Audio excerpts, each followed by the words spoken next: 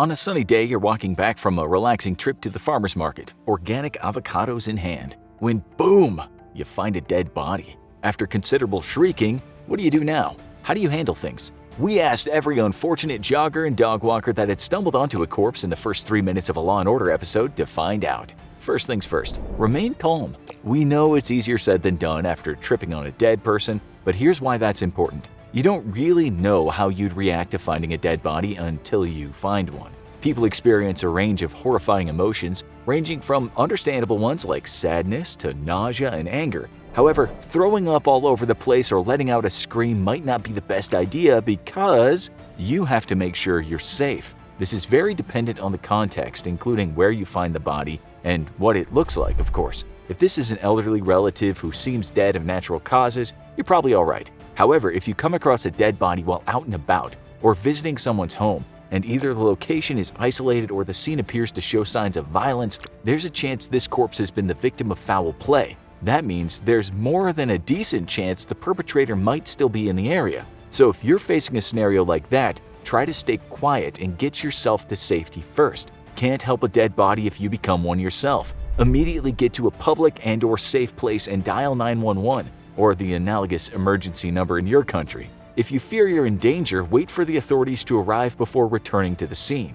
If, however, you believe you're safe or the death doesn't seem like a crime scene, you might want to keep authorities on the phone to help you with something else. Because, you see, the dead body you found might not actually be a dead body yet. There are an enormous number of cases in which people who have found dead or at least were believed to be dead turned out to be alive and well, just less conscious than usual. There are even rare cases in which people who are believed to be dead for so long that they end up buried alive. But that's another nightmare scenario for another video. Let's focus on our current, presumably but not certainly dead body for now. If the coast is clear, stay on the phone with the emergency operator and follow their instructions to see if your corpse is potentially breathing, something corpses aren't generally supposed to do. One thing an operator might ask you to do is check closely to see if their rib cage is rising.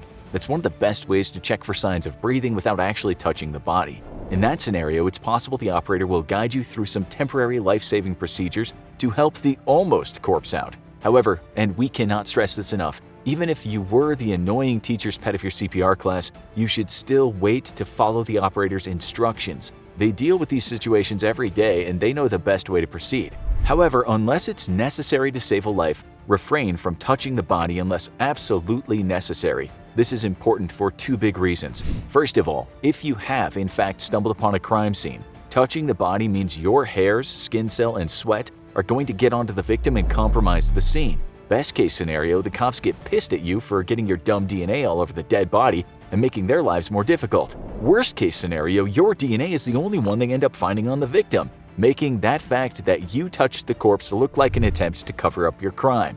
And they charge you for murder because there are no other leads, and this case really needs to get wrapped up soon.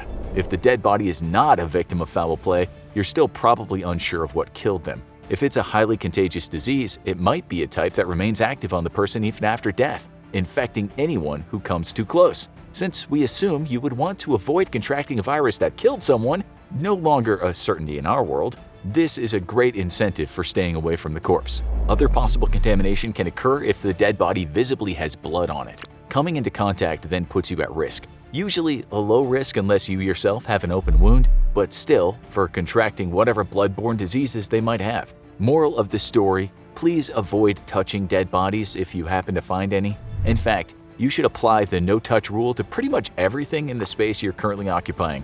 Besides necessary incursions on the environment like the soles of your feet touching the ground, try to avoid touching, messing up, or moving literally anything else around you. Again, you can never be sure what might end up being a crime scene.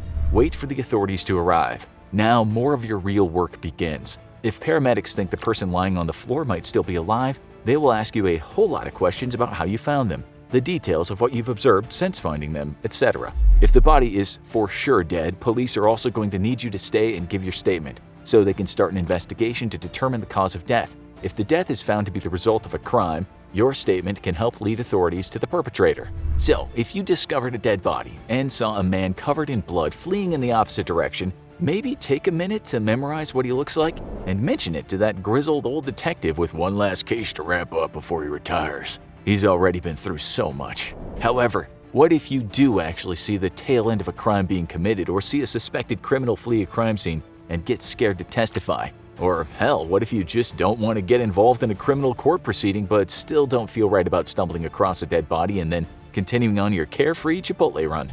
Well, you do have the option to report finding a dead body anonymously. However, some legal experts will advise you that this can bring unnecessary suspicion upon yourself, as it's hard to call authorities from your cell phone and remain truly anonymous. And let's be real, payphones don't work and everyone got rid of their landlines years ago. So there go all your other options. Besides being a morally sound decision, reporting a dead body is actually legally mandated in some states as well. As of 2021, approximately 18 states, including Massachusetts, North Dakota, and Florida, admit it, you're surprised Florida cares about this, requires residents to report a dead body, whether they come across it accidentally or simply have heard that a dead body is at a specific location. Of course, if your friends discuss things like the location of unfound dead people that they're aware of for some reason, it's likely you're involved with some shady people and should reassess your life choices in general. Though the strength of those laws, as well as punishments for failure to report in a timely manner, vary by state to state. They range from fines to being charged with a misdemeanor. After all, if citizens fail to report dead bodies that they find on time, it causes countless headaches for police officers, especially as every day that passes after a death makes it harder and harder to find preserved evidence, track leads, and determine the cause of death. The good news is the vast majority of people call authorities when finding a corpse unprompted, even without laws pressuring them to do so, because it's the right thing to do. We would call that a win for humanity if it didn't feel like such a low bar to clear. The few times people have failed to report deaths usually involves drug addiction or mentally ill behavior like hoarding. One 74-year-old woman in Massachusetts failed to report the death of her younger sister for a year and a half while she decomposed in the home they shared. She was found under the kitchen table and endless piles of other stuff, as the homeowner in question was a hoarder. There are no jokes to make here. This is just an incredibly depressing story, but a good example of one of the rare times dead bodies don't get reported.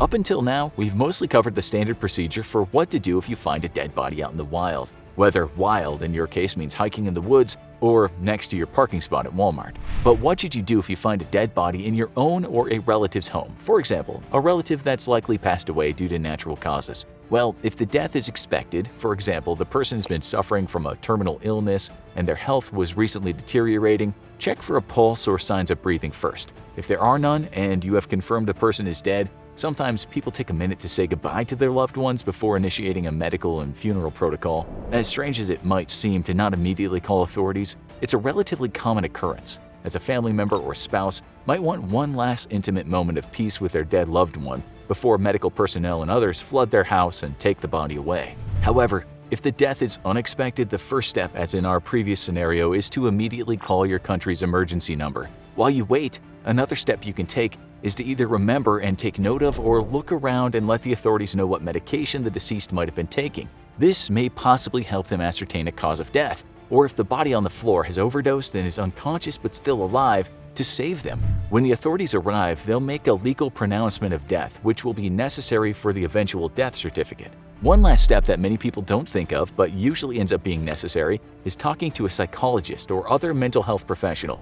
This is obviously an incredibly important step if you knew the person whose body you found, as you will need to process feelings of grief in addition to shock. However, it's likely necessary even if the corpse you found was that of a complete stranger. Finding a dead human being can have all kinds of strange psychological impacts that don't always show up right away. Writer Mary Pylon spoke about her experience discovering the dead body of a lawyer named David Buckle while she was, in a rather cliched turn, on her morning run. Pylon writes, "The PTSD from such witnessing doesn't go away after a day or two. I had never met this man, yet his death now impacted my life in a way that was going to stick around far beyond a news cycle.